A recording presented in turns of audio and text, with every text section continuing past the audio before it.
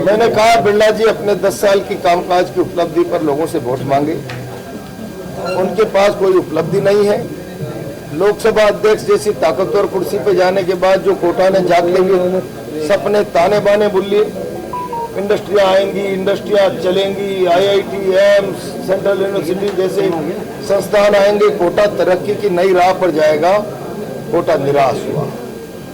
जागते हुए सपना देखना वैसे ही टूटा जैसे नींद का सपना टूटता है। नींद टूटी, सपना टूटा। बल्कि बिरला जी ने जो सपने दिखाए कि 2019 का चुनाव ही नहीं लड़ूंगा, हवाई जहाज नहीं उड़ा पाया, बिरला एयरलाइंस ले आऊंगा। 19 भी लड़ रहे हैं और 24 भी लड़ रहे हैं। कोटा के बच्चे कागज के हवाई जहाज उड़ा रहे हैं। और अब तो हालत ये होगी कि जब मैंने कहा बिरला जी हिसाब किताब लाओ और चुनाव लड़ो, 10 साल की नाकामियों पर मोदी जी के नाम का पर्दा मत डालिए। अब इस सवाल को जब जनता करने लगी है तो पुलिस आ गई बीच में। एक IG तो एजेंट की तरह रात को कार्यालय चला के बैठे हुए हैं। रात के 2-2 बजे तक आज कौन गया था, कितने लोग गए थे, सारे कैमरे लाओ, तमाम SHO जिन जिन थानों में मेरा संपर्क है आ जाओ और उनको बुलाओ, संपर्क करो। और OSD भाषण कर रहे हैं, मीटिंगें ले रहे हैं, लोगों को धमका रहे हैं। इलेक्शन कमीशन को बार बार मैंने शिकायत कर दी, इलेक्शन कमीशन मौन क्यों है? कोटा में निष्पक्ष चुनाव के लिए OSD को तत्काल लोकसभा में 10 से 5 की ड्यूटी के लिए पाबंद किया जाए और IG को अविलंब हटाया जाए। IG ओम बिरला के एजेंट के रूप में काम कर रहे हैं। तो ड्रोन रात के 1-1, 2-2 बजे उड़ाए जा रहे हैं। अंदर कौन बैठा है, कौन आ रहा है? मैं तो जब से कैंडिडेट घोषित हुआ हूं, सुबह 8 बजे से लेकर रात के 2 बजे तक हजार आप भी उस दृश्य देखते होंगे। वहां से निकलते करते हजारों लोगों का मेला लगा रहता है। तो आप ड्रोन से निगरानी करो। तो क्या मुझे खत्म करना चाहते हो? क्या आप मेरे घर पर क्या बम गिराने की साजिश है क्या आपकी? ड्रोन से निगरानी कर रहे हैं। ऐसे आप भय का वातावरण बना के दुनिया के सबसे बड़े प्रजातंत्र के सबसे बड़ी पंचायत के इस चुनाव में, बसंत पर्व में लोगों की भावना को डरा धमकाकर बदल नहीं सकते। कोटा की जनता बिरला जी 10 साल के हिसाब के आधार पर फैसला करेगी। आपके पास कोई हिसाब नहीं है। आप जो सोशल मीडिया पे पार्क निर्माण और फलाना निर्माण पहली बार के पार्षदों के काम गिना रहे हो भाई। थोड़ी बहुत तो नैतिकता रखो यार। पार्षदों का काम लोकसभा का अध्यक्ष गिना रहा है, ये तो मैं ही नहीं गिनाता। मैं 2 बार MLA रहा हूँ, एक घर को पानी दिया। 4 घर मंडी के 100% गाँव, कोटा उत्तर के 4 घरों की बस्ती में भी पानी, बैराज और रंगपुर जैसे पुल, मंडी के मोड़क और मंडी जैसे पुल, ताखली के बंदे, बड़े बड़े काम मैंने करके दिए। आप एक तो बता दो भैया, लफाजी और मीठी गोली के अलावा। अब मीठी गोली से लोगों के दांत हम गए आड़ोती की जनता के, इसलिए अब वो इस चुनाव में आपके दांत खट्टे करना चाहते हैं। 16 साल की उम्र के बच्चों का भी आपने जिक्र किया है। कहा ना, आपकी नीति बताइए। आप कोचिंग के बारे में जो एक्ट आया उससे कोटा आशंकित है। बिल सही है तो उस पर बयान दो, और बिल गलत है तो उस पर अपनी स्थिति स्पष्ट करते। आपने क्यों पारित करा दिया?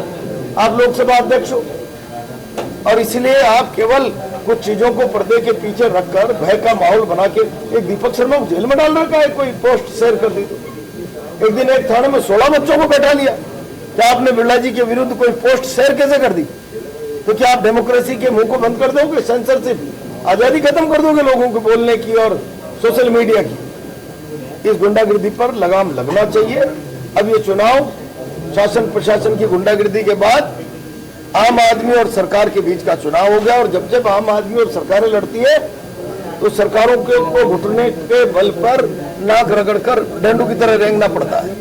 ये चुनाव का असर भी यही होने वाला है। इलेक्शन कमीशन को शिकायत की, वो कार्रवाई की उम्मीद है आपको?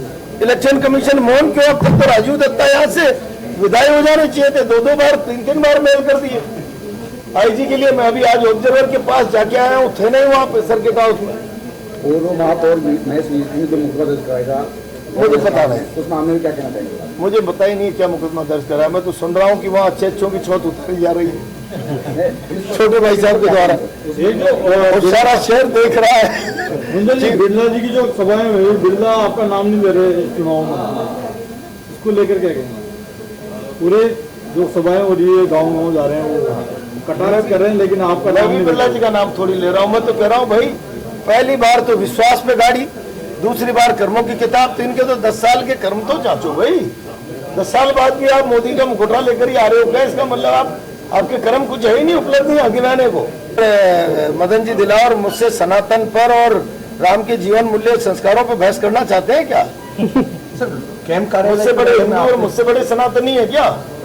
उस सनातन की मार्केटिंग करके राजनीतिक लाभ अर्जित करना जानते होंगे। सनातन किसको बोलते हैं ये तो शायद ओम बिरला जी और मदन जी दिलावर की समझ के बाहर का विषय होगा, और इसलिए ये मेरे से नहीं करें सनातन की और हिंदू की बात। लोकसभा कैंप कार्यालय का मतलब लोकसभा अध्यक्ष का ऑफिशियली कोटा प्रवास का ऑफिशियल कार्यालय।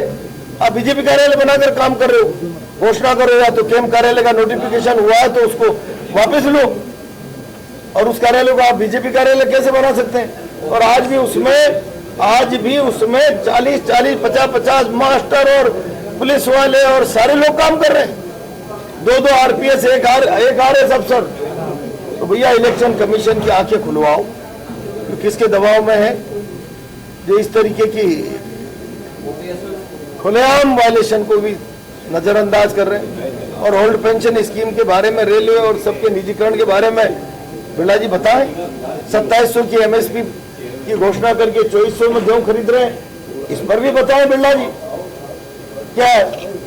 इसका जवाब देने के लिए किसान तैयार है। चुनाव में अगले 3 महीने में विस्तार की बात कर देते हैं, उनके 3 महीने कभी होने वाले नहीं है, और अब ये 4 जून को उनके 2 महीने पूरे समाप्त हो जाएंगे, और इस बार जनता उनको घर बैठा